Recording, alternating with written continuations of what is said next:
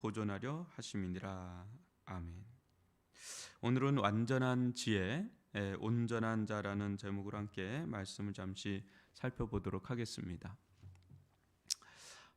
오늘 이 말씀에 특히 잠언서는 꿀송이 같이 온갖 귀한 진리로 지혜로 가득 찬 이 말씀이라고 할 수 있는데, 우리 4절을 다시 한번 보시면 운을 구하는 것 같이 그것을 구하며 감추어진 보배를 찾는 것 같이 그것을 찾으면, 이렇게 나옵니다.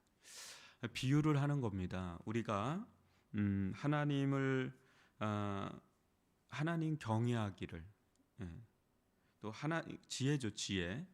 여기서 또 보배는 지혜입니다. 지혜라는 것은 하나님의 말씀을 구하는 거죠. 하나님의 지혜가 담겨 있는 말씀을 구하는 겁니다. 근데 여기 보시면은 은을 구하는 것 같이 또 감춰진 보배를 찾는 것 같이 우리가 하나님의 말씀을 구하면 여호와 경외하기를 거기서 이제 깨닫게 된다. 또 하나님을 알게 된다. 여러분, 요즘에 뭐 뉴스를 보거나 주변에 있는 분들하고 이야기를 하다 보면은 우리 이 경제 불황 시대, 또 코로나 시대에, 또 고령화 사회 속에, 또 2030 MZ 세대까지 다 이 물질에 관심이 없는 사람이 없을 정도로 굉장히 그런 어떤 부분에 열풍이 일 정도죠.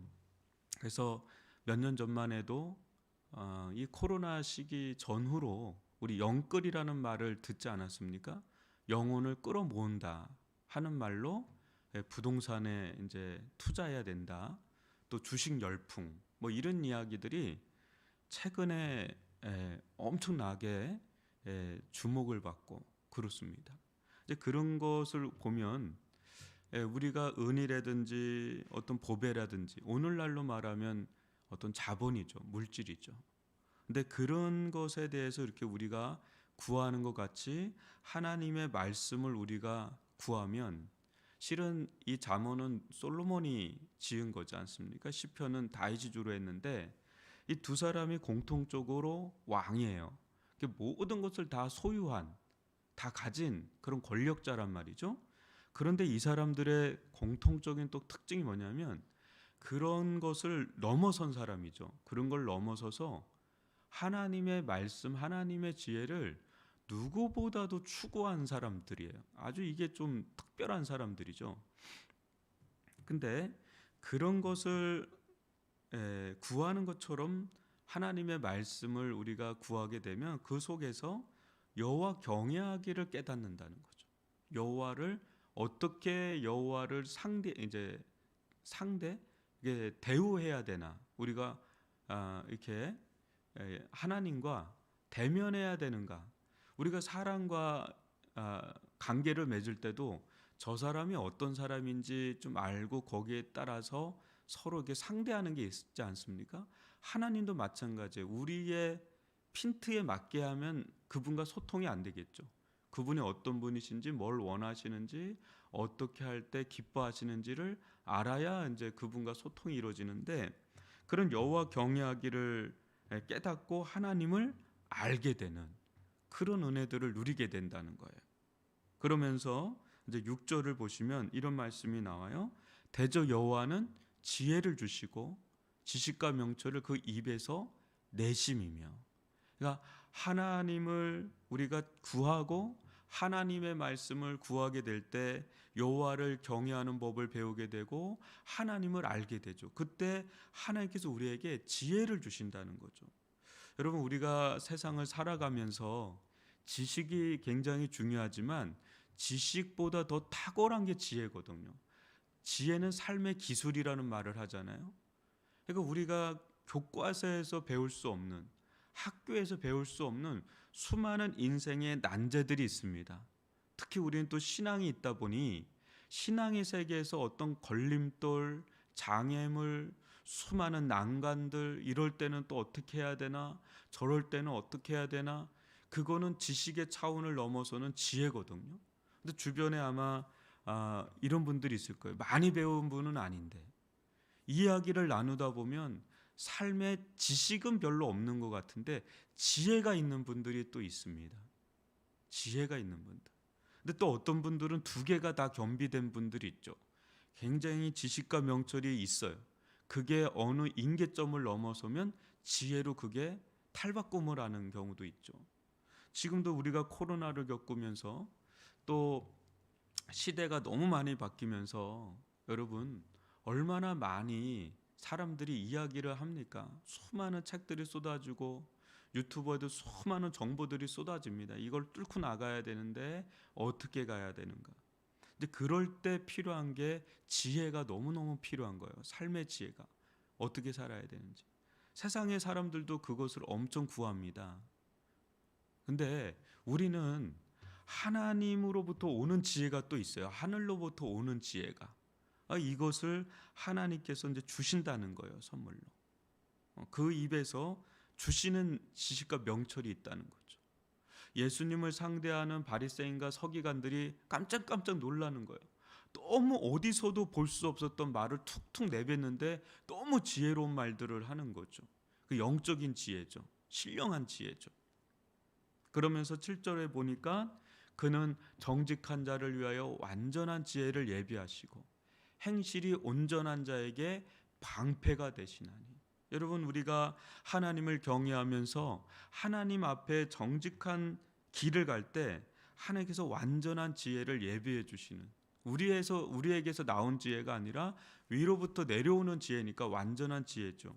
그걸 예비해 주시고 또 우리가 행실이 온전한 그런 어떤 방향을 가지고 나가려고 하는 거죠. 행실이 온전한 자의 길을 가려고 할 때 친히 하나님께서 보호해 주시는 방패막이 역할을 해 주신다는 은혜를 누리는 거죠. 하나님께서 은혜로 호의해 주시는 그런 은혜를 누리는 거죠. 그러면서 8절 보니까 대저그는 정의의 길을 보호하시며 그의 성도들의 길을 보존하려 하심이니라. 여러분 우리 인생을 우리가 보존할 수가 없습니다. 보호할 수가 없습니다. 하나님의 보호하심, 하나님의 보존해 주심, 지켜주심이죠. 그게 세상에 있는 사람들이 없는 거죠. 없는 엄청난 무기죠. 세상은 자기 힘으로 살아가는 겁니다. 그런데 부자들이 하는 이야기 중에 하나가 이런 정도의 얘기를 하더라고요. 1%의 노력과 99%의 운이다라고. 그러니까 그런 어떤 사람들도 세상에 살아가면서 알 수 없는 뭔가가 있구나라는 정도는 알아요. 근데 우리는 그 대상을 성경을 통해서 너무 명확하게 알게 되죠. 애덤 스미스가 말한 보이지 않는 손길. 우리는 하나님의 손길이라고 알고 또 믿습니다. 하나님의 특별한 보호하심이 있다는 거죠. 특별한 보존해 주심이 있죠. 네. 그 한순간을 살아가도 하나님께서 우리를 붙들어 주시지 않으면 우리 인생이 우리 마음대로 또 우리 스스로 지키는데 한계를 맞닥뜨리게 되는 날이 올 수 있다는 거죠. 오고요 또 그런 일들이. 나는 예외겠지. 그런 일은 없습니다. 누구나 올 수 있는 길이죠. 우리는 늘 주님의 그 어떤 보호하심, 주님의 은혜를 구할 수밖에 없는 그런 연약하면서도 강한 자가 바로 인간이다라고 본다면 여러분 우리가 세상에서 주어지는 어떤 일도 열심히 해야 되겠지만은 우리가 은을 구하는 것 같이 또 숨겨진 어떤 보배 있잖아요. 눈을 키잖아요. 불을 켜고 그걸 찾으려고 하잖아요. 그런 것 같이 하나님의 말씀, 하나님의 지혜의 이 말씀을 여러분 한번 구해 보십시오. 적어도 이게 쉽지 않을 것 같으면 하루에 한 장 잠언서를 여러분 31장 돼 있거든요. 근데 31장에서 하루에 한 장을 내가 한번 조용히 읽어보겠다. 그러면 한 달이면 한 번을 하잖아요. 그럼 또 한 번 또 일일 때 한 장 하면서 잠언서는 늘 곁에 두고 한번 묵상을 해 나가면요. 이 잠언서는 지혜의 총체라고 할 수 있는 아주 보배로운 그런 지혜로 가득 찬 말씀들로 있습니다.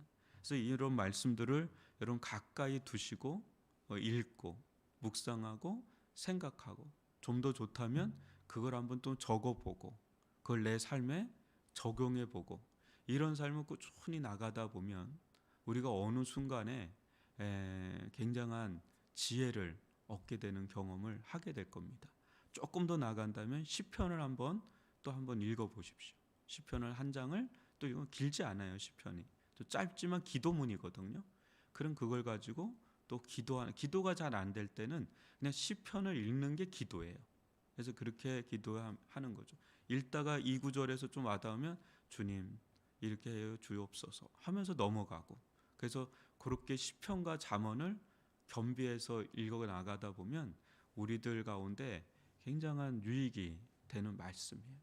적어도 우리가 은이나 금이나 보배를 찾는 정도로 그렇게 막 성경을 막 쥐하로 막 읽는 정도는 아니라면 이제 그 정도에서 시작을 하다가 점점 영적인 근력을 늘려가시면 도움이 많이 되실 겁니다.